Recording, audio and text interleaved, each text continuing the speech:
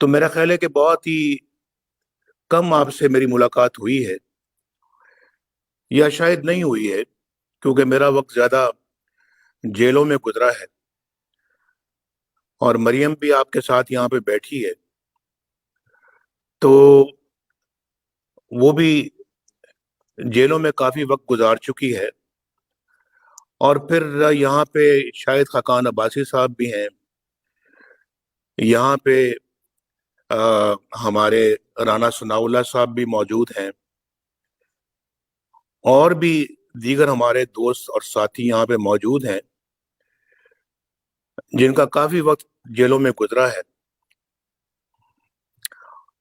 تو مجھے سمجھ نہیں آتی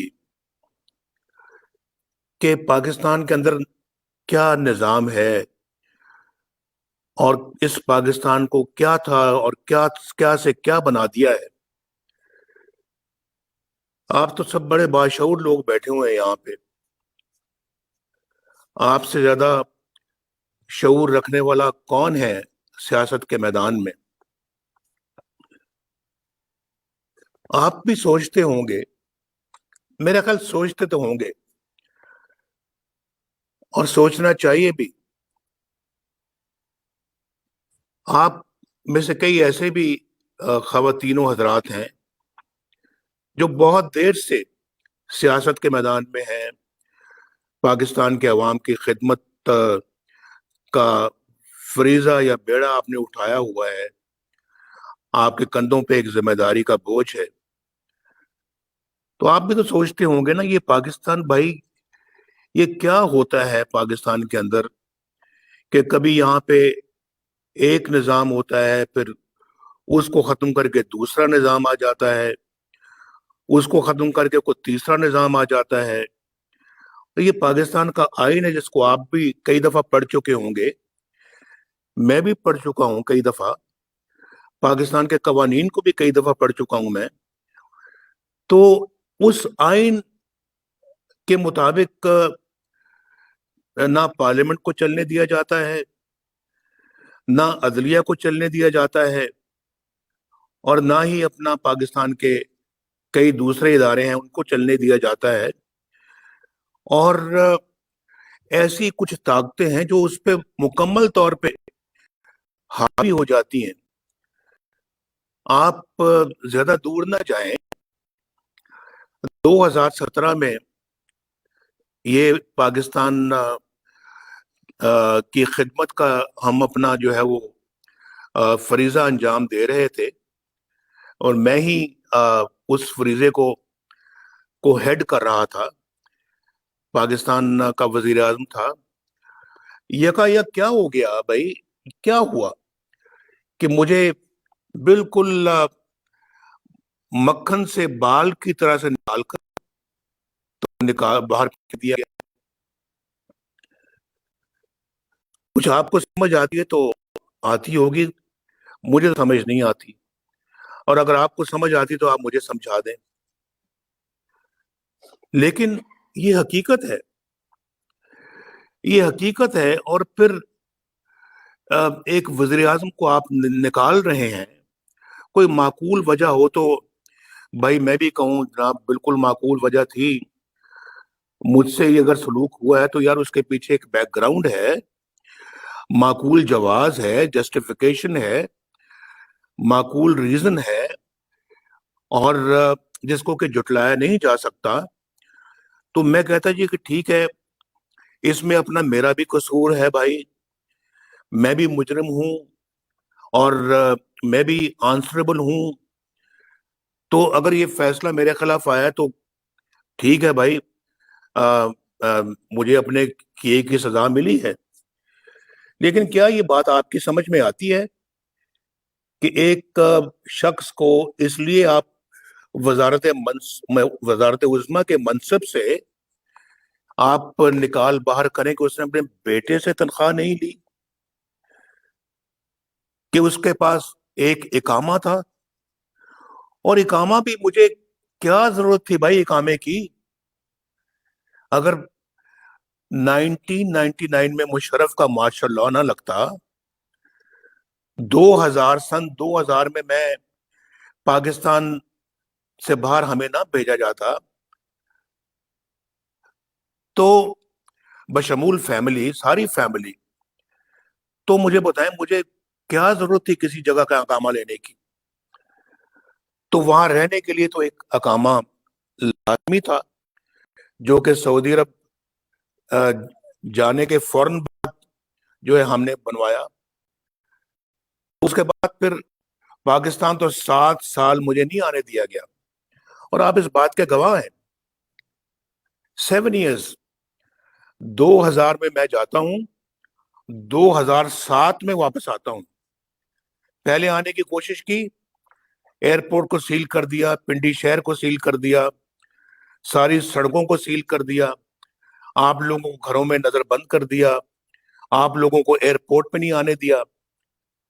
اس کے بعد پھر مجھے واپس بھیج دیا گیا، اور پورے جہاز کھڑا تھا 7 جو ہے وہ 777، اس میں اکیلا بیٹھا ہوں، اور مجھے سعودی عربیہ دوبارہ جدہ بھجوا دیا گیا۔ اور پھر ظاہر پھر مجھے کہتے ہیں کہ اقامہ کیوں تھا آپ کے پاس؟ تو کیا میں اقامہ کے بغیر پھر میں نے باہر رہنا تھا؟ تو میں نے اس سے پہلے تو زندگی میں کبھی میرے پاس کوئی اقامہ نہیں تھا، یہ پہلا موقع ہے کہ میرے پاس اقامہ تھا، اور اس میں اقامہ تھا جناب، بیٹے سے تنخواہ نہیں لی، بھئی نہیں لی میری مرضی، نہیں لی میری مرضی۔ یہ کون سی وجہ ہے بھئی؟ کیا جواز ہے؟ کیا مجھے وزارت عظمیٰ کی سیٹ سے، منصب سے نکال کے باہر کر دیں، اور آج ملک کا یہ حشر کریں جو آپ دیکھ رہے ہیں، جو آپ کی آنکھیں دیکھ رہی ہیں، میں دیکھ رہا ہوں، آپ بھی دیکھ رہے ہیں۔ آپ تو بڑے باشعور لوگ یہاں بیٹھے ہوئے ہیں نا، آپ ذرا بتا دیں مجھے کہ 2017 کا پاکستان آج 2020 کے مقابلے میں کیسا لگتا ہے آپ کو؟ کیسا لگتا ہے آپ کو؟ میں جاننا چاہتا ہوں کہ آج پاکستان کے 22 کروڑ عوام کو وہ پاکستان جو 2017 کا پاکستان تھا، آج یہ تبدیلی والے پاکستان کے مقابلے میں کیسا لگتا ہے؟ یہ تبدیل شدہ پاکستان آپ کو اچھا لگتا ہے؟ 22 کروڑ عوام، پاکستان کے میرے 22 کروڑ عوام، مجھے بتاؤ، یا وہ پرانا پاکستان آپ کو اچھا لگتا ہے؟ یہ بڑی سوچ بچار کرنے والی باتیں ہیں بھائی۔ اس دوران کیا حشر برپا ہوا ہے اس ملک میں یا نہیں ہوا؟ آج کون سی اونٹ رے اونٹ تیری کون سی کل سیدھی؟ آج کون سے کام ٹھیک ہو رہے ہیں؟ کون سے شعبے میں ٹھیک ہو رہے ہیں؟ کس سیکٹر میں ٹھیک ہو رہے ہیں؟ کس فیلڈ میں ٹھیک ہو رہے ہیں؟ پوچھو کسی سے، جا کے کاشتکار سے پوچھو، وہ سکون کی نیند سوتا ہے؟ کسی صنعت کار سے پوچھو، وہ رات کو سکون کی نیند سوتا ہے؟ کسی مزدور سے پوچھو، اس پہ کیا گزر رہی ہے؟ کسی سرکاری افسر سے پوچھو، ایماندار سرکاری افسر سے پوچھو، اس پہ کیا گزر رہی ہے؟ وہ کس حال میں ہے؟ وہ زندہ ہے یا مر رہا ہے؟ دن رات اس کو فکر کھائے جا رہی ہے کہ میرا اور میرے بچوں کا کیا مستقبل ہوگا۔ بھائی یہ صورتحال 2017 میں نہیں تھی، 2016 میں نہیں تھی، اس سے پہلے نہیں تھی۔ ہاں، 2013 میں جب ہم آئے تو پاکستان میں لوڈ شیڈنگ عروج پر تھی۔ ہاں، جب ہم آئے 2013 میں پاکستان میں دہشت گردی عروج پر تھی۔ آپ وٹنس ہیں اس سب باتوں کے، آپ تو اسمبلی کے اندر بیٹھے ہوئے تھے، اور جو اسمبلی سے باہر جو ٹکٹ ہولڈرز جو نہیں الیکشن جیت سکے، وہ بھی اس بات کا مشاہدہ کر رہے تھے۔ آپ تو بہت اچھی طرح جانتے ہیں۔ اور پھر میں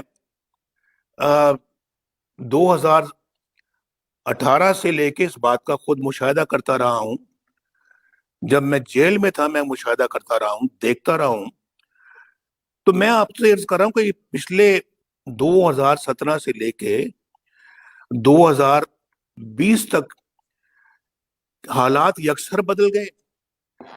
اور پھر دیکھیں کہ آج میں پوچھ رہا تھا آپ سے، غریب مزدور ہے جو بیچارہ، یہ جو کل سرکاری افسروں نے جو پروٹیسٹ کیا ہے، احتجاج کیا ہے، بھائی انہوں نے ان کے جذبات کو کوئی آج سمجھ رہا ہے؟ اس حکومت سے تو مجھے کوئی توقع نہیں ہے، لیکن کم از کم میں ضرور سمجھنے کی کوشش کر رہا ہوں، اور آپ کو بھی یہ سمجھنے کی کوشش کرنی چاہیے. ان کو آج 2 وقت کی روٹی میسر نہیں ہے، 2 وقت کی روٹی میسر نہیں ہے. میں نے اپنے لوگوں کو کہا، میں نے کہا دیکھو یار، مجھے کچھ صحیح بنا کے دو. میں نے پچھلی دفعہ بھی کہا تھا، میں نے کہا کہ یہاں پہ ایسے بھی لوگ ہیں، ایسے گھر ہیں جو اب روٹی جو ہے وہ پانی کے ساتھ، اس میں چاہے مرچیں ملا لیں یا نمک ملا لیں، پانی ڈبو کے روٹی کا نوالا کھاتے ہیں. جب نوبت یہاں پہنچ جائے میرا اور آپ کا، پھر میں سمجھتا ہوں کہ چین سے بیٹھنا حرام ہو جاتا ہے. یہ کسی طرح سے بھی ہم پھر اپنے آپ کو جو ہے وہ جسٹیفائی نہیں کر سکتے کہ ہم چین سے بیٹھے رہیں اور لوگ پانی کے اندر اپنا نوالا ڈبو کے تو کھانا کھائیں اور اپنے بال بچوں کا پیٹ بھریں. میرا خیال ہے کہ پھر 1 کروڑ نوکریاں دیں گے. انہوں نے 1.5 کروڑ لوگوں کو بے روزگار کر دیا ہے.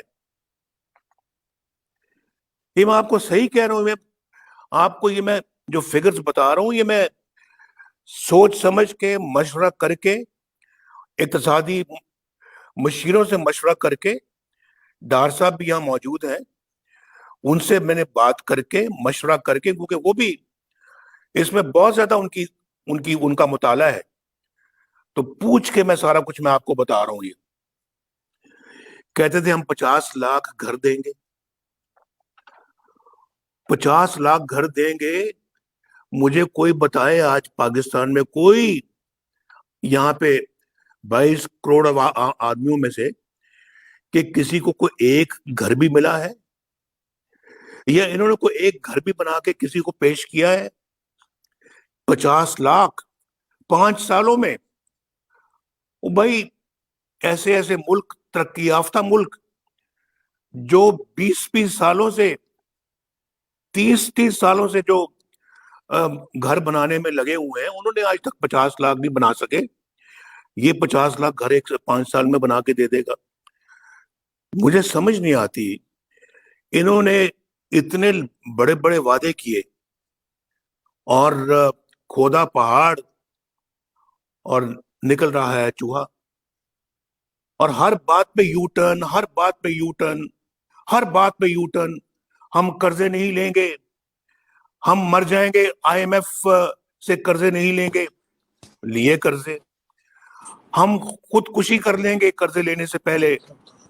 خودکشی تو کوئی نہیں ہوئی، قرضے لے لیے بہت. اور اس کے بعد قرضے لینے کے باوجود روپے کی قدر کو مٹی میں ملا دیا ہے. ہمارے زمانے میں the rupee was stable, the rupee remained stable. 100 روپے کا روپیہ تھا جب ہم نے باغ دوڑ سنبھالی ہے ملک کی.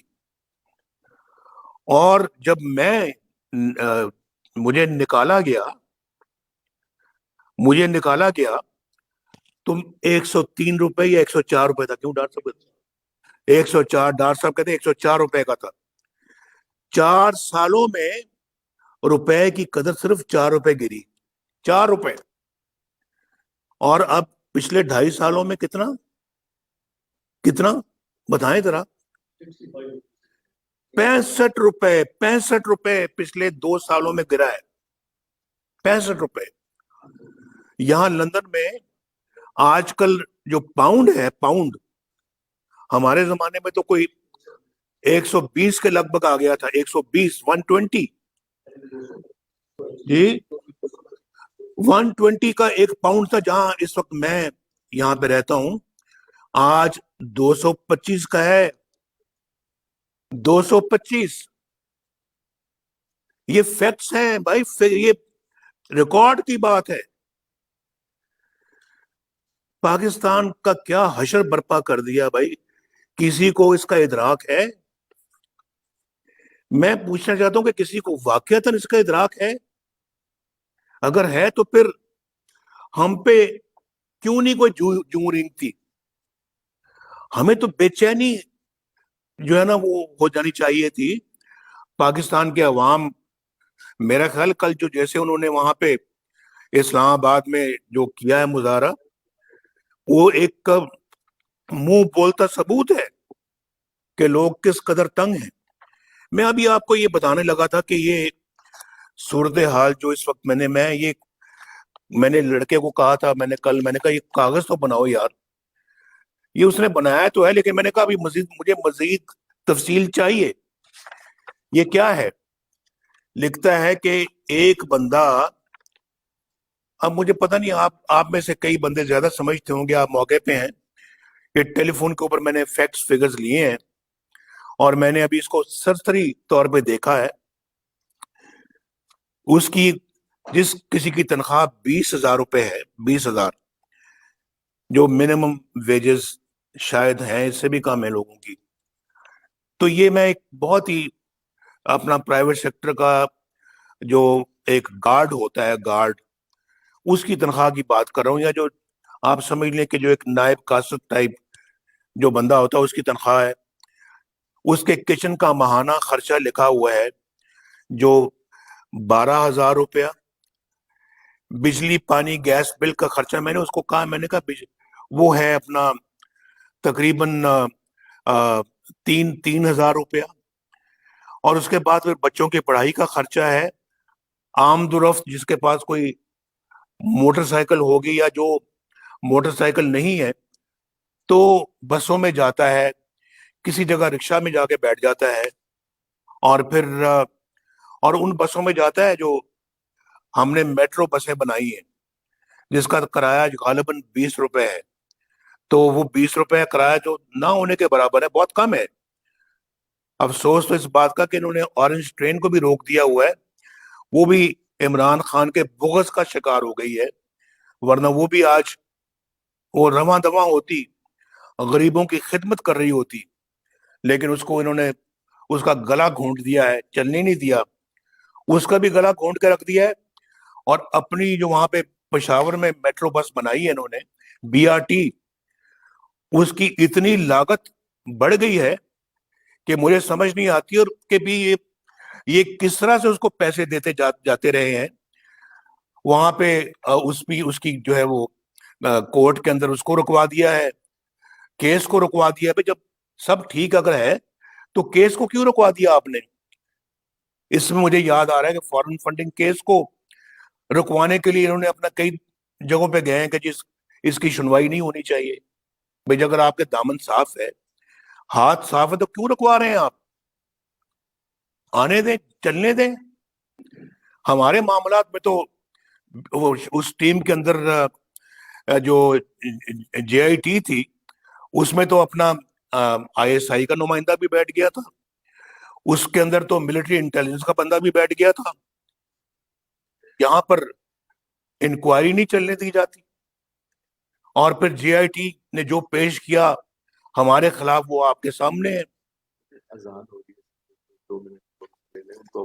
اچھا, اگر اذان 2 منٹ خاموش ہو جاتا ہوں, اذان ہو جائے اس کے بعد پھر ہم شروع کرتے ہیں.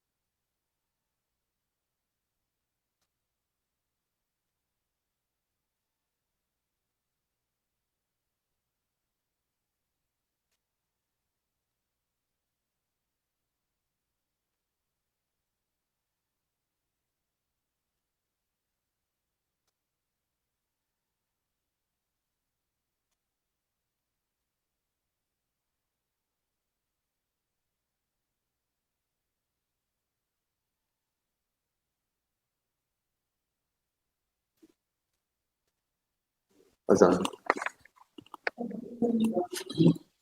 ذرا چپ چپ کرو.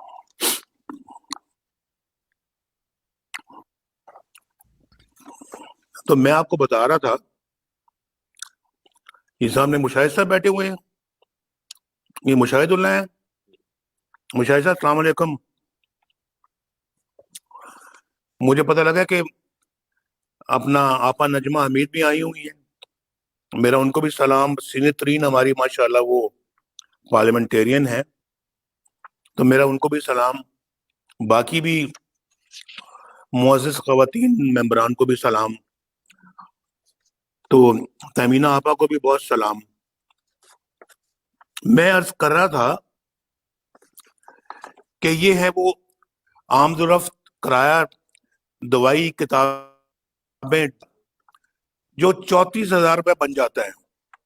اب آپ مجھے بتائیں کہ 20,000 روپے آدمی جو کماتا ہے تو وہ 34,000 روپے کا خرچہ کہاں سے کرے گا؟ یہ بڑی سوچ بچار والی باتیں ہیں. اور کل اگر وہ وہاں پروٹیسٹ کرے تو کہ بھائی کوئی اس میں حیرانگی والی بات نہیں ہے. ان کے ساتھ بہت ظلم اور زیادتی ہو رہی ہے. میں آج آپ اپنی تقریر کو بہت لمبا نہیں کرنا چاہتا, لیکن میں یہ بتانا چاہتا ہوں کہ یہ بڑے ڈیفائننگ مومنٹ سے ہم گزر رہے ہیں. یہ ڈیفائننگ مومنٹس ہیں.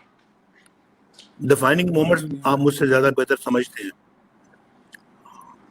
پاکستان کے اندر ہمیں رہتے ہوئے مجھے تو 70 سال ہو گئے ہیں, کیونکہ میری عمر جو ہے وہ 70 سال ہو گئی ہے, اور اس سے بھی زیادہ عمر کے لوگ ہیں. اور پھر آج تک پاکستان کے اندر جو ہے جو اصل پرابلم ہے پاکستان کی, جس کی وجہ سے آج اس قوم کو 22 کروڑ عوام کو یہ دن دیکھنا پڑ رہا ہے, اس کے اصل کازز, اصل وجوہات یا روٹ کاز جو ہے, مسئلے کی جڑ, اس کی آج تک جو ہے نا کسی نے اس کو ڈائگنوز نہیں کیا. اگر کیا بھی ہے تو اس پہ بات کبھی نہیں ہوئی. لیکن میں سمجھتا ہوں میں ایک پاکستانی ہوں, اور میرا پاکستانی ہونے کی حیثیت سے میرا حق ہے, میرا فرض ہے کہ میں اس کو آئیڈینٹیفائی کروں. اور میں نے اس کو آئیڈینٹیفائی کرنے کا فیصلہ کر کے سوچ سمجھ کر میں نے 20 سپٹمبر کو اے پی سی کے سامنے اپنی گفتگو کی تھی.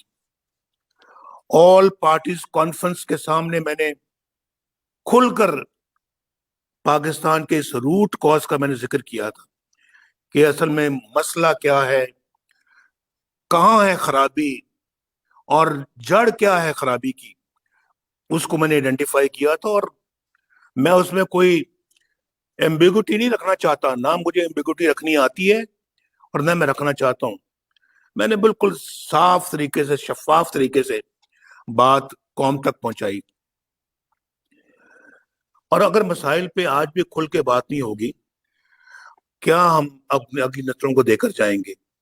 کیا دیں گے آپ کیا دیں گے؟ کہ ہم سب خدا نہ خواستہ کوئی کرائے کے ممبر ہیں کہ ہم اپنا ہر اس کام کے لیے ووٹ دینے کے لیے اپنا ہاتھ کھڑا کر دیں گے جو پاکستان کے مفاد کے خلاف ہوگا, جس میں پاکستان کا مفاد دور دور تک نظر نہیں آئے گا؟ یہ ایسا نہیں ہو سکتا بھائی, ایسا نہیں ہو سکتا. ہم غلام بن کے اس ملک میں نہیں رہ سکتے. ہم کوئی گائے بھینسے نہیں ہیں, بھیڑ بکریاں نہیں جو ہے ہانکنے کے لیے جہاں مرضی چاہو لے جاؤ. نہیں, اگر ایسا آج تک ہوتا رہے تو آئندہ ایسا نہیں ہوگا. آپ نے اپنے دل سے عہد کرنا کہ آئندہ ہم نہیں کریں گے ایسا. ہم اپنی اگلی نسل اپنے دشمنوں کے حوالے نہیں کر سکتے, ان کو تباہ و برباد نہیں کر سکتے. یہ نہیں ہوگا, آئندہ نہیں ہوگا. میں کہتا ہوں نہیں ہوگا انشاءاللہ. ہم پاکستان کو ایک باعزت ملک بنائیں گے, باوقار ملک بنائیں گے, اور وہی رستہ ہے جو میں آپ کو بتا رہا ہوں, جو میں نے सितंबर को एपीसी के सामने बताया था, वही ये रास्ता जो पाकिस्तान को बाइज्जत बनाएगा। ये नए पाकिस्तान की बात करने वाले कि सबज पासपोर्ट की इज्जत करवाएंगे जी, सबज झंडे की इज्जत करवाएंगे, हम पाकिस्तान को एक बावकार मुल्क बनाएंगे। जो माफिया मांग रहे हैं $1-1 बिलियन जाके दूसरे मुल्कों से हाथ फैला के, झोली फैला के मांग रहे हैं, ये पाकिस्तान को बाइज्जत बनाएंगे? ये सबज पासपोर्ट को इज्जत दिलाएंगे? और सबज पासपोर्ट को अल्लाह के फजल करम से इज्जत तो हमने एक मर्तबा नहीं, कई मर्तबा दिलाई है। अगर उस ट्रैक पे हम चलते रहते, हमें डिस्टर्ब ना किया जाता, आज पाकिस्तान तरक्की की बुलंदियों को छू रहा होता। सबज पासपोर्ट की इज्जत उस दिन हुई थी जब पाकिस्तान ने एटमी धमाके किए थे। सबज पासपोर्ट की इज्जत उस वक्त हो रही थी जब मुल्क में मोटरवेज बन रहे थे। आज आप पाकिस्तान के तूलो अर्ज से यहाँ पे आके बैठे हुए हैं, बताएं किसने पेशावर से लेके आज रहीम यार खां तक, और फिर रहीम यार खां से सक्कर तक 6 लेन मोटरवे बनाई है? किसने बनाई है? ये हजारों किलोमीटर का फासला, ये मोटरवे किसने तामीर की है? ये अपना तब्दीली वालों ने, या ये जो आप लोगों ने अल्लाह के फजलो करम से एक सेक्टर बीच में रह गया जो सक्कर से हैदराबाद तक, अगर हम रहते, मुझे परमिट पे और तनख्वाह ना लेने पे ना निकाला जाता, मैं वो भी मुकम्मल करके जाता। वो भी मुकम्मल कर लेते हम 2018 तक, और फिर कराची हैदराबाद तो पहले ही मुकम्मल हो चुका हुआ है। और मेरा मंसूबा था कि हम कराची हैदराबाद के लिए एक अलहदा मोटरवे भी बनाए, नेशनल हाईवे के अलावा एक अलहदा मोटरवे बनाए। हमने गवादर से काम शुरू किया और उसको क्वेटा तक ले गए, और क्वेटा से अब डेरा इस्माइल खान और इस्लामाबाद को मिला रहे हैं। आपको शायद मालूम होगा, नहीं तो जाके देखें। आपको यहां से इस्लामाबाद से डेरा इस्माइल खान और क्वेटा तक की जो मोटरवे है, हाईवे जो है, वो आपको बनती हुई नजर आ रही होगी। जाके पूछे उनसे, चित्राल के लोगों से, वो बेचारे एक्सीडेंट्स में मर जाते थे, ऊपर चोटी से नीचे गाड़ियां उतरती थी और लुढ़क कर नीचे दरिया में गिर जाती थी। आज वहां पे हमने अरबों रुपए खर्च करके, हमने 2017 में हमने उसको अल्लाह के फजलो करम से 26 अरब रुपया मजीद देकर उसको मुकम्मल किया। जाके पूछो, उनसे पूछें आप, चित्राल वालों से जाके, कि वो आज किस हाल में अपनी जिंदगी बसर कर रहे हैं। वो पिछले 70 सालों का मंसूबा, 70 कह रहा हूं, 50 सालों का मंसूबा जो बन ही नहीं रहा था, जो मुकम्मल होने का नाम ही नहीं लेता था, आज अल्लाह के फजल करम से मुकम्मल हो चुका है। भाई, मैंने तो अभी एटमी प्रोग्राम का जिक्र किया, वो तो दिफा का मामला है, और मैं रोज तस्वीरें देखता रहता हूं। ये आपकी इस मोटरवे पे हमारे जेट उतरते हैं, फौजी जहाज उतरते हैं, हमारे ये एयरफोर्स के जहाज लैंड करते हैं और टेक ऑफ करते हैं। आपने शायद कल भी पढ़ा होगा कहीं, मैंने भी पढ़ा है। और उसके बाद फिर ये जेएस थंडर जो ये हमने बनाया, माशाल्लाह, नवाज शरीफ के दस्तखत है, उस साथ हमने मुआहदा किया था, हमने बनाया अल्लाह के फजल से। उसके बजाय प्रोग्राम अल्लाह के फजल करम से हमने अपने दौर में इसको रूज पर लेके गए, और हम ही ने अल्हम्दुलिल्लाह पाकिस्तान को दिफाई लिहाज से और दिफा में जितना बजट दरकार होता था हमने दिया। और फिर मैं ही समझता हूं कि जहां तक पाकिस्तान के दिफाई जरूरियात का ताल्लुक है, हमने उसको दिलो जान के साथ जो है वो पूरा करने की कोशिश की। और फिर लेकिन इसलिए कि हमारी फौज जो है दुनिया की एक बेहतरीन फौज बने, لیکن ہماری فوج دنیا کی بہترین فوج تبھی ہوگی جب جس آئین کی ہم نے ابھی بات کی ہے اس آئین کی پاسداری کرے.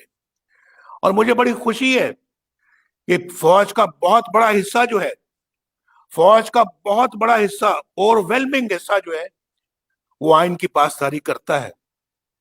چند لوگ ہیں اس پاکستان کی 70 سالہ تاریخ میں، صرف چند لوگوں نے باقی افواج کو بھی بدنام کیا ہے، اور فنگر ٹپس میں وہ نام، فنگر ٹپس پہ. اور اگر وہ فوج تو یہ ہے جس کی میں بات کر رہا ہوں، پاکستان کی فوج جو اپنے اس عہد کی پاسداری کرتی ہے اور اس کی پابند رہتی ہے، لیکن جو اس سے باہر نکلتا ہے ہماری نظر میں اس کی کوئی عزت نہیں ہے. میں بالکل اس کی کوئی عزت نہیں کرتا، اور میں یہ سمجھتا ہوں کہ باقی فوج کو بھی وہ بدنام کرتے ہیں. باقی فوج کے لیے بھی بدنامی کا باعث یہ لوگ بنتے ہیں جو ہمیں منظور نہیں ہے. مجھے اپنا فوجی بہت پیارا ہے. مجھے پاکستان کے افواج پاکستان کے نوجوان کے جوان کے افسر، چھوٹے بڑے افسر بہت عزیز ہیں، لیکن مجھے وہ افسر عزیز نہیں ہیں جو الیکشنوں کے اندر دھاندلی کرتے ہیں، جو بکسوں میں ووٹ ایک بکسے سے نکال کے دوسرے کے بکسے میں ڈلواتے ہیں.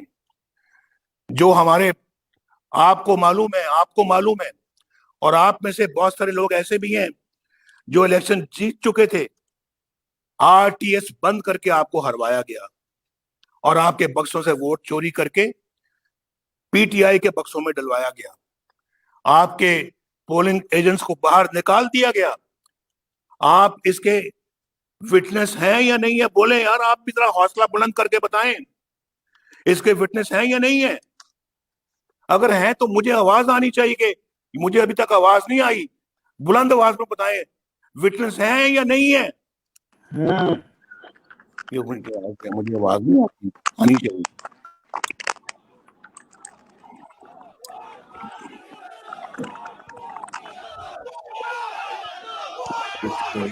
اس پوائنٹ پہ ویڈیو پہلی ویڈیو یہ آپ نے وہی بات ہے. میں وہ مجھے یاد کرا دینا بھائی.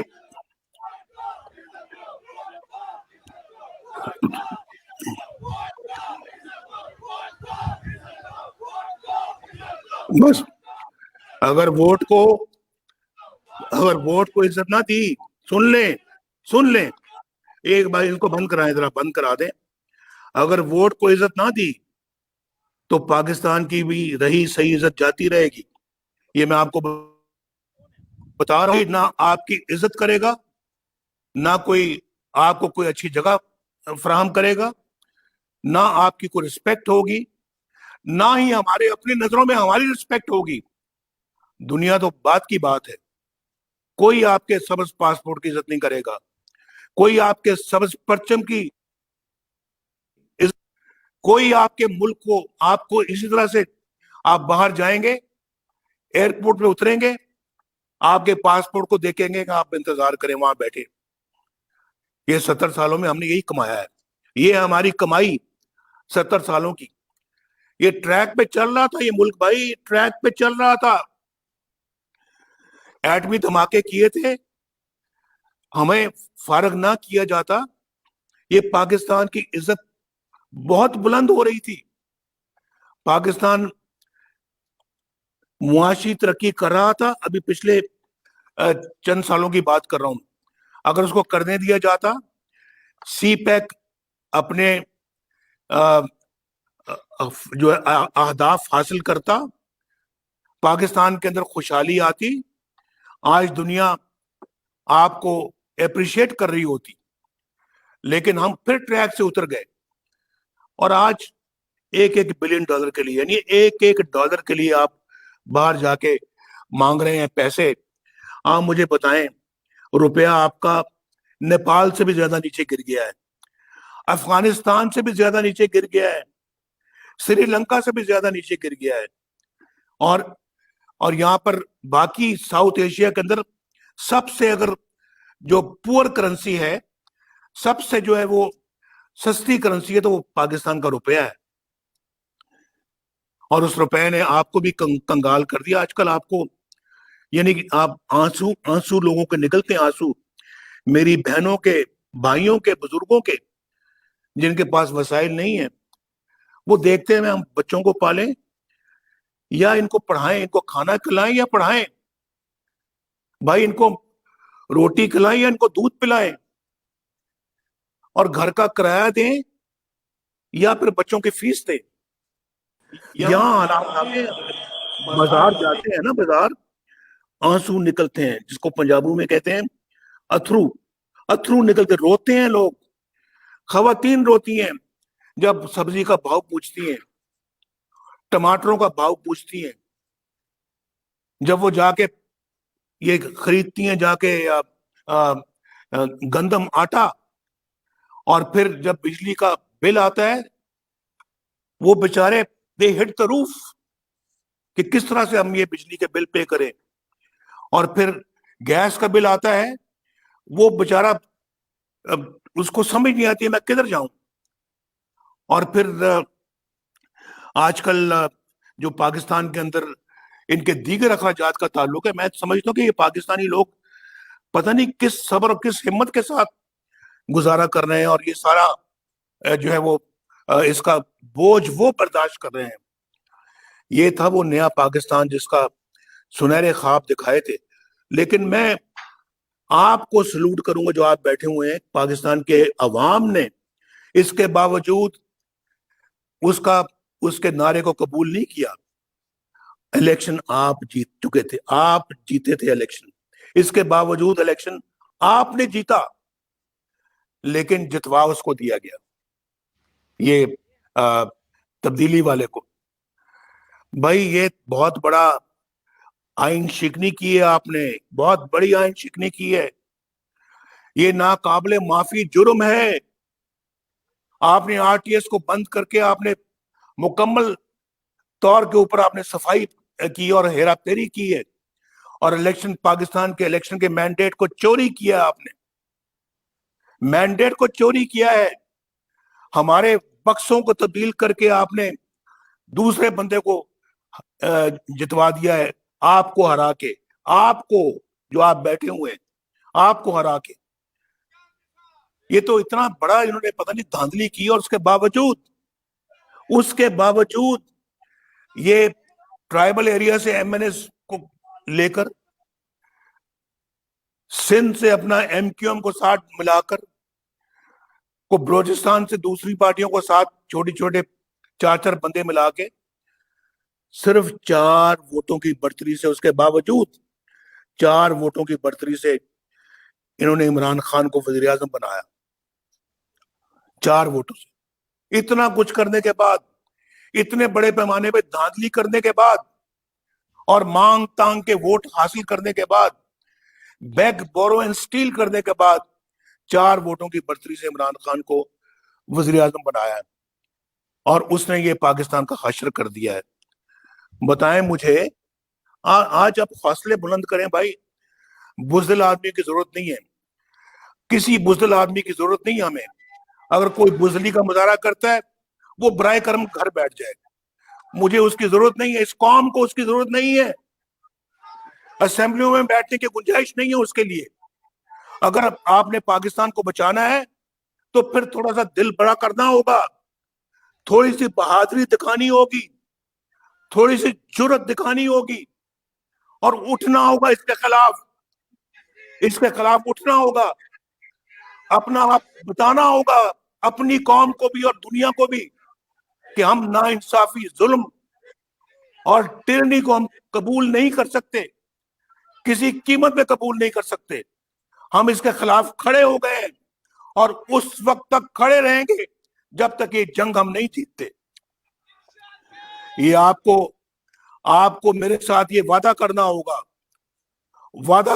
आज पाकिस्तान के अवाम आपका साथ देने के लिए तैयार है, आपके साथ कंधे से कंधा मिलाने के लिए तैयार है, वो आपके साथ खड़े होंगे, बशर्ते कि आप खुद अपने कदमों पे खड़ा होना सीखें।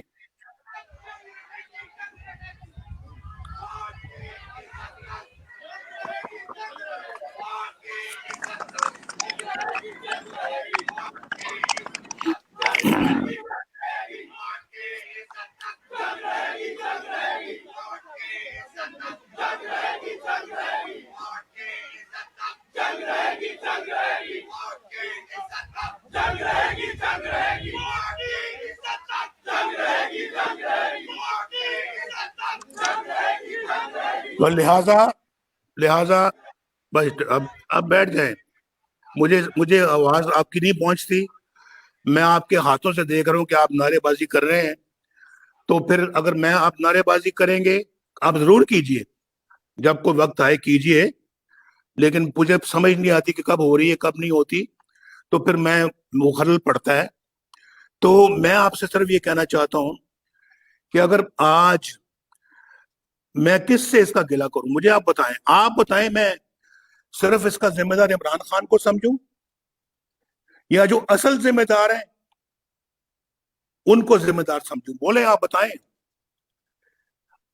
جو سمجھتے ہیں کہ صرف عمران خان کو ہی میں ذمہ دار ٹھہراؤں تو وہ بھی مجھے ہاتھ کھڑا کر کے بتائیں, اور جو سمجھتے ہیں کہ نہیں اصل ذمہ داروں کو اس کا ذمہ دار قرار دینا چاہیے, وہ بھی ہاتھ کھڑا کر کے بتائیں.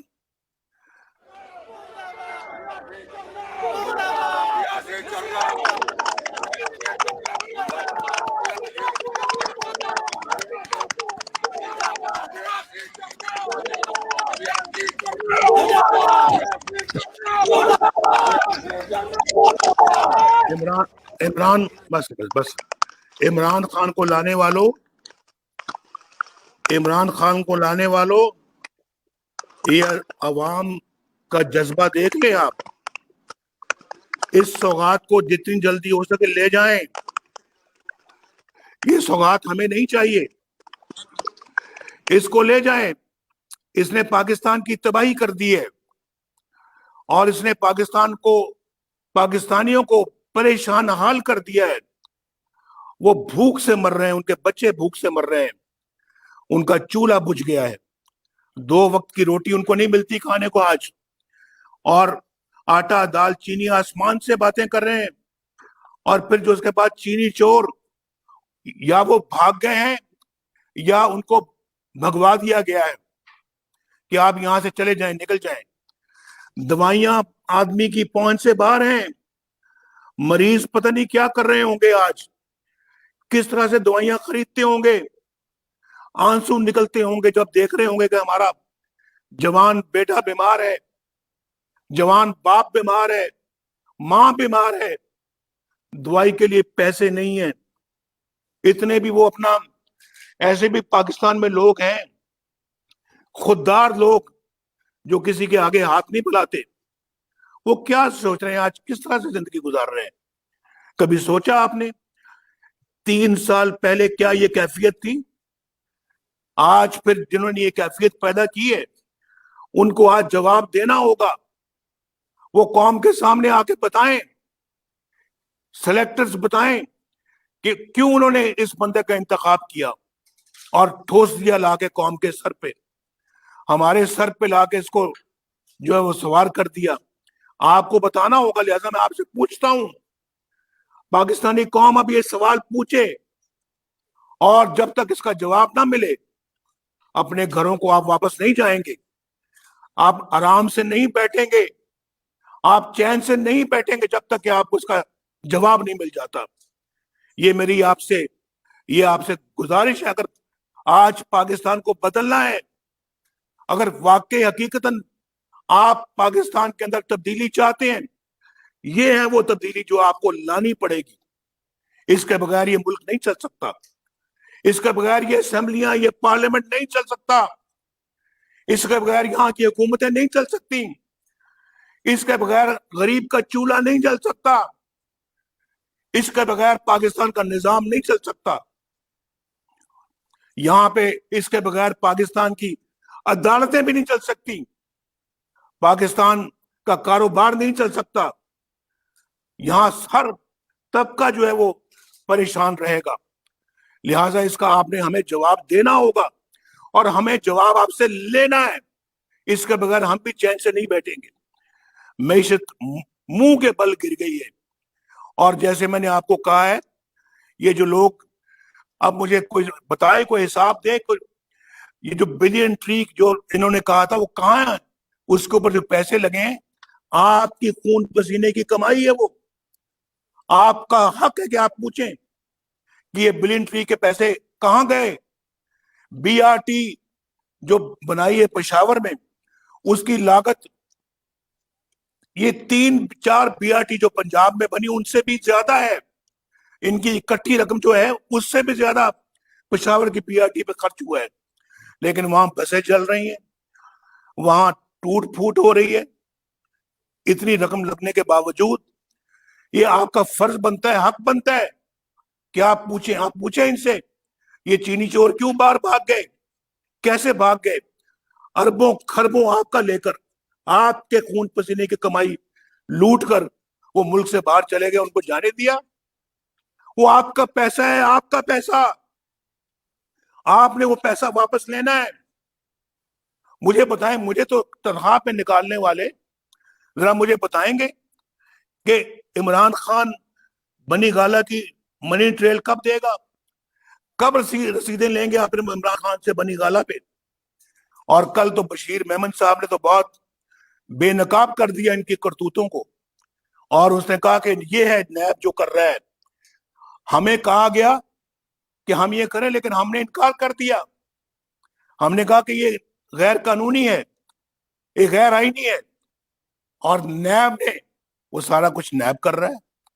یعنی ساری اس لیے تو میں کہتا ہوں کہ یہ پاکستان جو ہے یہ بربادی کی طرف جا رہا ہے. میں آپ کو بلکہ چھوٹی سی ایک فلم دکھانا چاہتا ہوں, چھوٹی سی ہے, 1.5 منٹ کی, 2 منٹ کی, 4 منٹ کی. طرف دیکھیں, آپ کو کچھ اندازہ ہوگا کہ اس ملک کے اندر کیا ہو رہا ہے. دکھائیں جی آپ ذرا. مسئلہ کیا تھا؟ عمران خان صاحب کیا چاہتے تھے جو آپ ان کی مراد پوری نہیں کر رہے تھے؟ جو نیب نے کیا ہے وہی. ان سیاستدانوں سے متعلق آپ کو خود وزیر اعظم صاحب نے کبھی کوئی ہدایات دی کہ آپ یہ کریں؟ کافی سارے نام ہیں جو کہ میں نے کہا نا آپ کو سر دست مجھے یاد نہیں. شہباز شریف صاحب کے حوالے سے جی ہاں, کیا پرٹیکولر خواہش تھی جو عمران خان صاحب چاہتے؟ وہ جو آج کل چل رہی ہیں چیزیں, اچھا, پہلے بھی چلتی رہی ہیں. حمزہ شہباز اور دوسرے جو ان کا بیٹا ہے وہ سلمان شہباز, اور پھر ان کی پوری فیملی. نواز شریف اور مریم نواز کے حوالے سے کیا خصوصی خواہشات تھی ان کی FIA کی طرف سے؟ کیا توقعات تھیں FIA کے لیے؟ ان کی توقعات تو ظاہر ہے جو ابھی پوری ہو رہی ہیں, ابھی بھی پوری ہو رہی ہیں, ابھی بھی ہو رہی ہیں. اور دوسرے جو ان کے جو داماد ہیں, کیپٹن کیپٹن صفدر جو ہے, ان کے حوالے سے کہ بالکل ان کو تو بالکل جس طرح ہو رہا ہے ان کے ساتھ جو نیب کر رہا ہے. مجھے کیا پرٹیکولر اس وقت کیا کیپٹن صاحب کوئی اثاثوں کا ایشو بنانا چاہتے تھے یا کیا؟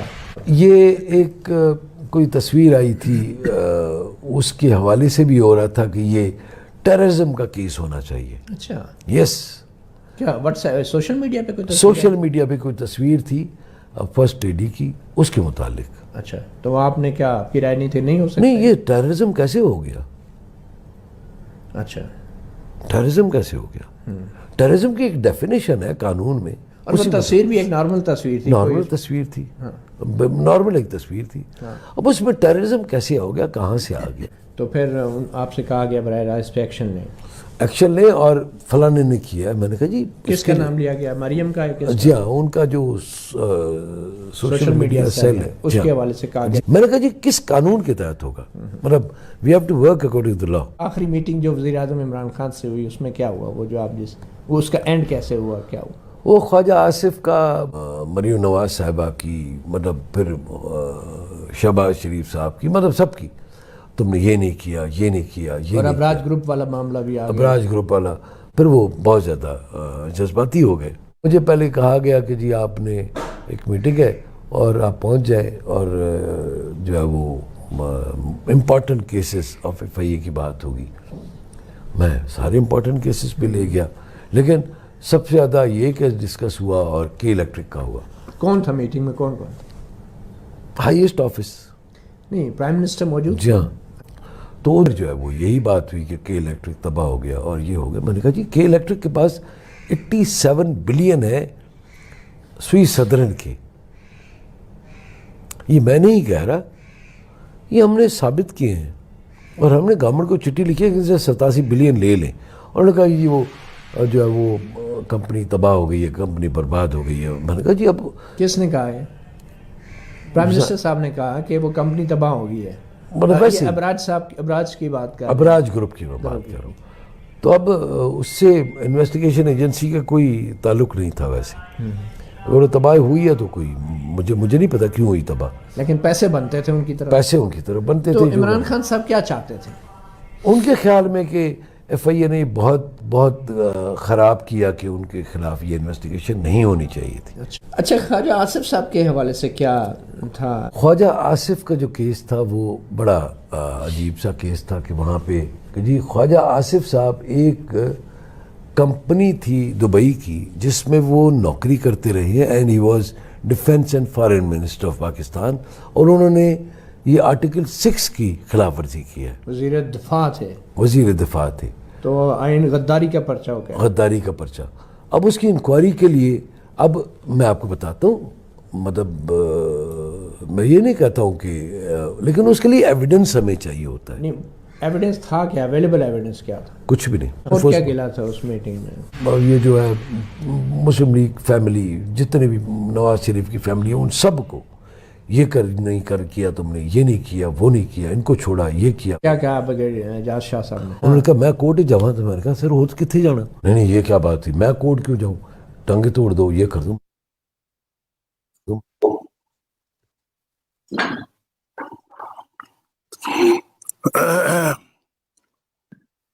یہ دیکھ لیا جی آپ نے سن لیا یہ دیکھ لیا. آواز نہیں آ رہی جی میری آواز آ رہی ہے میری آواز آ رہی ہے آپ کو جی. یہ ہے بشیر میمن صاحب جو گریڈ 22 کے افسر ہیں یعنی سب سے بڑا گریڈ جو سرکاری افسروں کا ہوتا ہے گریڈ 22 کے افسر ہیں اور یہ وہ بتا رہے ہیں یہ ڈی جی ایف آئی اے تھے اس وقت کہ مجھے عمران خان نے کیا کہا. یعنی سب کچھ کہ دہشت گردی کا پرچہ بھی نواز شریف پہ ان کی فیملی پہ دو ان کی پارٹی کے لوگوں پہ دو غداری کا بھی دو اور کرپشن کا بھی دو. اور اس نے کہا جی کسی لحاظ سے کوئی بنتی نہیں ہے بات نہ کوئی ثبوت ہے نہ کوئی وجہ ہے میں کیسے دے دوں میں نے کسی قانون قاعدے کے مطابق چلنا ہے. تو اس نے کہا نہیں تم دو. اس نے کہا جی میں تو نہیں دے سکتا. اس نے اپنا یہ بندہ جو ہے بشیر میمن اس کے بارے میں سنا ہے کہ یہ بہت ایماندار آدمی اپ رائٹ ہے انٹیگریٹی والا بندہ ہے اور آنےسٹ آدمی. اس نے کہا کہ جی میں تو یہ کام نہیں کر سکتا اور اس کی بجائے انہوں نے وہی کام اس نیب سے لے لیا. نیب نے یہ کام کرنے پہ تیار ہو گئی لیکن اس ایماندار افسر نے کہا جی کہ یہ بنتا ہی نہیں ہے تو میں نہیں کر سکتا آپ نے نیب سے کروانا ہے تو نیب سے کروا لیا. یہ ہے نیب کی بے ایمانیاں اور نیب کی ون سائیڈڈ اکاؤنٹیبلٹی اور نیب کی زیادتی اور ظلم اور ناانصافی. اور یہ کورٹس بھی کہہ چکی ہیں لیکن کورٹس نے آج تک کبھی اس نیب کے قانون کو ختم کرنے کے لیے کوئی ایکشن نہیں لیا.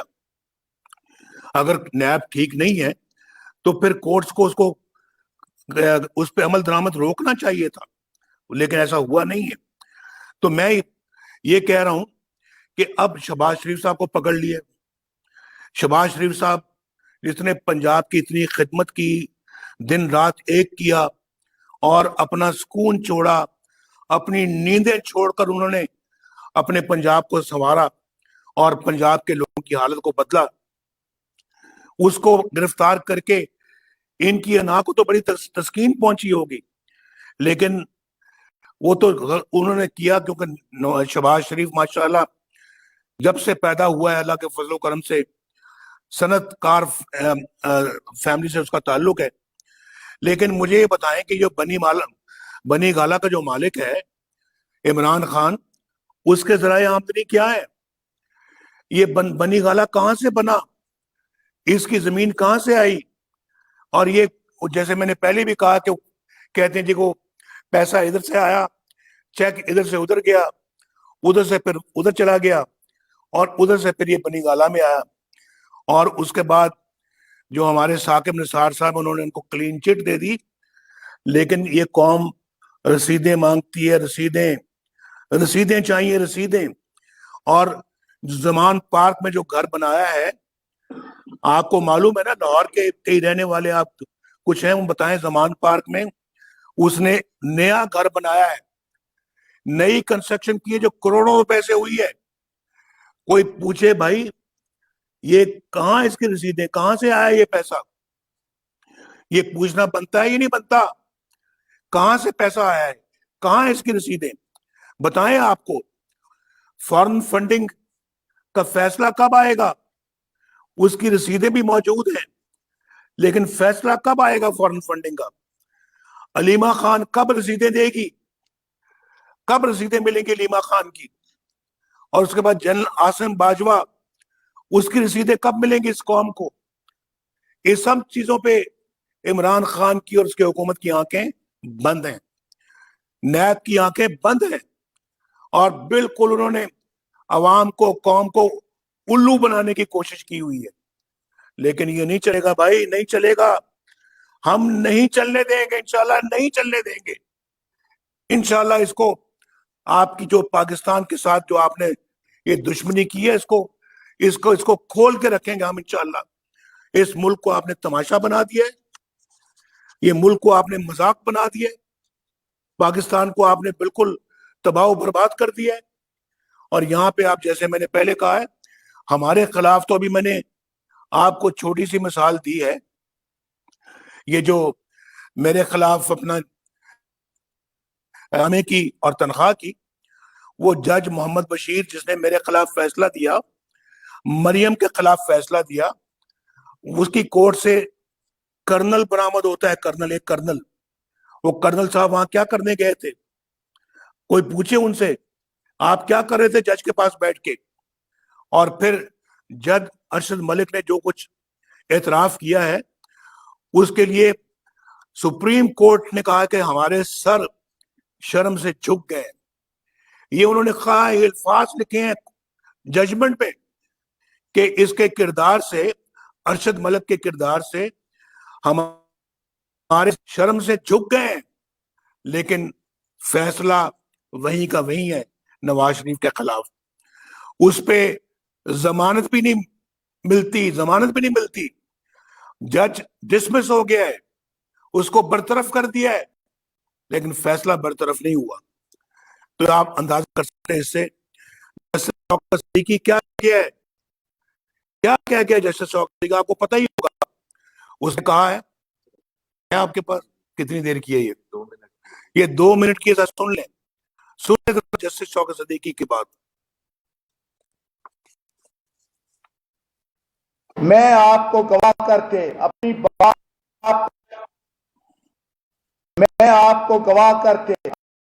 अपनी मां को गवाह करके ये बात कर रहा हूं। आज के इस दौर में आईएसआई पूरी तरह जुडिशियल प्रोसीडिंग्स को मैनिपुलेट करने में इन्वॉल्व है। आईएसआई के लोग मुख्तलिफ जगह पहुंचकर अपनी मर्जी के बेंच बनवाते हैं, केसों की मार्किंग होती है। मैं अपनी हाई कोर्ट की बात करता हूं, आईएसआई वालों ने मेरे चीफ जस्टिस को अप्रोच करके कहा कि हमने इलेक्शन तक नवाज शरीफ और उसकी बेटी को बाहर नहीं आने देना, शौकत अजीज सिद्दीकी को बेंच में मत शामिल करो।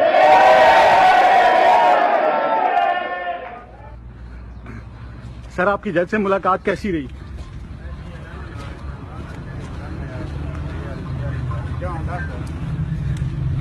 सर, हमारी इसके कोई नहीं, कुछ मुलाकात किसी से नहीं हुई। हमारे दाखिले का भी कोई कहें सर उनको? किसी से मुलाकात नहीं हुई मेरी।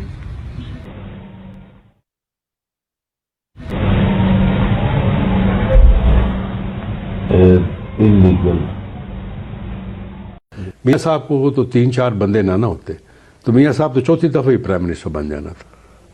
कौन 3-4 आदमी? आपको भी पता है, मुझे भी पता है, आप मुझे क्यों मरवाना चाहते? हमारा यहाँ आजादी मार्च हो रहा था तो जनरल साहब ने खुद हमें दावत दी, बुलाया। अच्छा। تو وہاں جب ہم گئے تو انہوں نے اس بات پہ اصرار کیا کہ مولانا صاحب آپ آزادی مارچ نہ کریں. اچھا مولانا صاحب ہم جو ہے وہ میاں نواز شریف کے خلاف جو کچھ ہم کر رہے ہیں آپ اس میں مداخلت نہ کریں. سنیں یہ جملہ ایک منٹ مولانا بڑا اہم جملہ ہے کہ جو کچھ نواز شریف کے خلاف ہم کر رہے ہیں آپ اس سے مداخلت نہ کریں. یہ جو جملہ آپ کو کہا گیا یہ جنرل باجوہ نے آپ سے کہا؟ جی بالکل بالکل. دیکھ لیا آپ نے, سن لیا آپ نے یا نہیں؟ جنہوں نے سن لیا ذرا ہاتھ تو کھڑا کریں. یہ تماشا ہوا ہے اس ملک کے اندر پچھلے 2-2.5 سالوں میں, اور اس کی سزا دی گئی آپ کے اس نواز شریف کو, اور پھر مریم نواز کو, شاہد خاقان عباسی کو, مفتاح اسماعیل کو, اور رانا ثناء اللہ کو, شہباز شریف کو, حمزہ شہباز کو, اور خواجہ سعد رفیق کو, اور اسحاق ڈار صاحب کو. یہ ہے اپنا, اور بھی ہمارے دوست ہیں, ساتھی ہیں. تو اس کا نشانہ ہم بنے ہیں اور پوری پارٹی بنی ہے. یہ سب فراڈ ہے, سب فراڈ ہے, سب تماشا فراڈ ہے جو اس ملک کے ساتھ ہوا ہے, آپ کے ساتھ ہوا ہے, میرے ساتھ ہوا ہے, ہماری پارٹی کے ساتھ ہوا ہے. یہ کیا ہم صرف تماشا دیکھتے رہیں گے یا اس کے خلاف کھڑے ہوں گے؟ آج یہ فیصلہ کر کے آپ نے اٹھنا ہے. اس کے بغیر میں آپ کو یہاں سے اٹھنے نہیں دوں گا. بولو, یہ تماشا دیکھتے رہنا ہے یا اس کے خلاف کھڑے ہونا ہے؟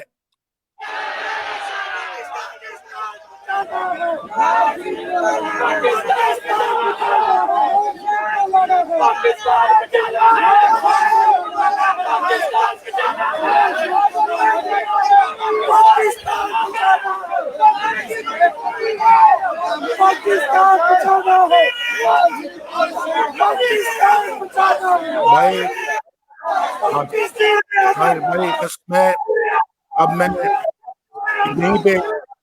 یہیں پہ بات اپنی ختم کرتا ہوں.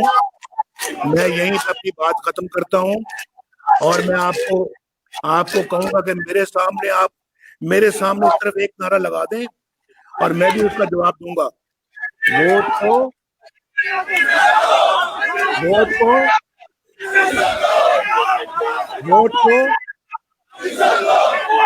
Thank you. میاں محمد نواز شریف, قائد پاکستان میاں نواز شریف, وزیر اعظم Hassan Iqbal, over to you. Leader, ہم سب کا لیڈر, وہ چاند ستارہ, میرے جان سے پیارا, ہم سب کا قائد. بس ٹھیک ہے. اوور ٹو یو حسن اقبال, آپ سنبھالیں. اوور ٹو یو حسن اقبال. احسن اقبال صاحب تشریف لاتے ہیں. جی سب حضرات سے درخواست ہے کہ اپنی اپنی نشستوں پہ بیٹھ جائیں, اور یہ جو بیچ میں گیلری سے خالی کر دیں کیونکہ پیچھے لوگوں کو نظر نہیں آتا. یہ تمام کارکنوں سے درخواست ہے کہ ڈسپلن کا مظاہرہ کریں اور بیچ کی گیلری فوراً خالی کر دیں یا نیچے بیٹھ جائیں جلدی سے پلیز, تاکہ قائد کی ہم بات مکمل سن سکیں. نیچے بیٹھ جائیں پلیز, بیچ میں جو لوگ ہیں نیچے بیٹھ جائیں. حسن اقبال صاحب, میں نے اپنی بات ختم کر لی ہے, میں آپ کے حوالے کر دیا فلور. ٹھیک ہے جی. اب میں درخواست کروں گا صدر پنجاب مسلم لیگ نون جناب رانا ثناء اللہ صاحب سے کہ وہ اپنے خیالات کا اظہار کریں.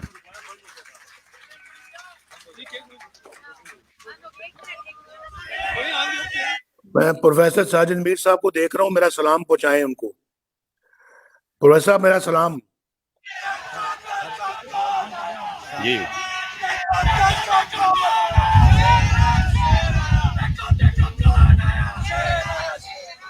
جی بسم اللہ الرحمن الرحیم.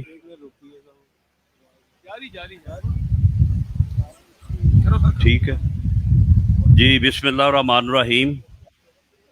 محترم قائدین, محترم قائد پاکستان, قائد جمہوریت, میاں محمد نواز شریف صاحب، معزز محترم اراکین قومی و صوبائی اسمبلی، معزز محترم اراکین قومی و صوبائی اسمبلی، بڑے ضروری ہیں.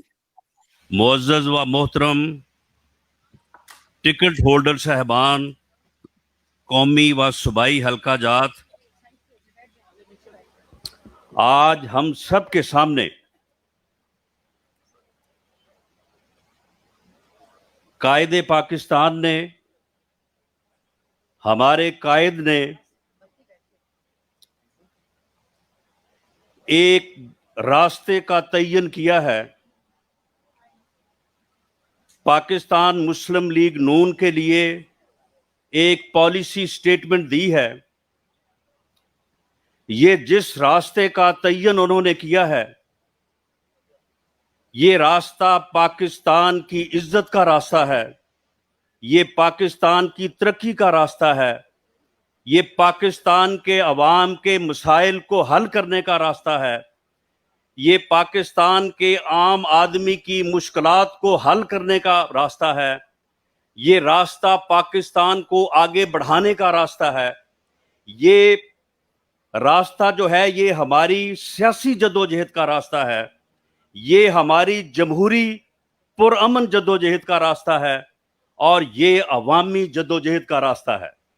اور اس عوامی جمہوری اور سیاسی پرامن جدوجہد کا حق ہمیں اس ملک کا آئین دیتا ہے. اس ملک کے آئین میں یہ گرانٹڈ ہے کہ ہم اپنے حقوق کے لیے، اپنے ملک کے لیے پرامن سیاسی جمہوری جدوجہد جو ہے وہ کر سکتے ہیں. اور آج قائد محترم نے وہ راستہ ہمیں تمام دلائل کے ساتھ، ثبوتوں کے ساتھ، اس کے اوپر میں سمجھتا ہوں کہ مزید بات کرنا شاید آسان نہیں کہ انہوں نے اتنا کمپریہنسولی جو ہے وہ ہر پہلو کو کور کیا ہے. میں صرف ایک آپ کی یادداشت کے حوالے سے، آج سے کوئی 22 برس پہلے 99 میں جب پاکستان اتنا طاقتور تھا کہ پوری دنیا کے ملک جو ہے وہ ایک طرف تھے،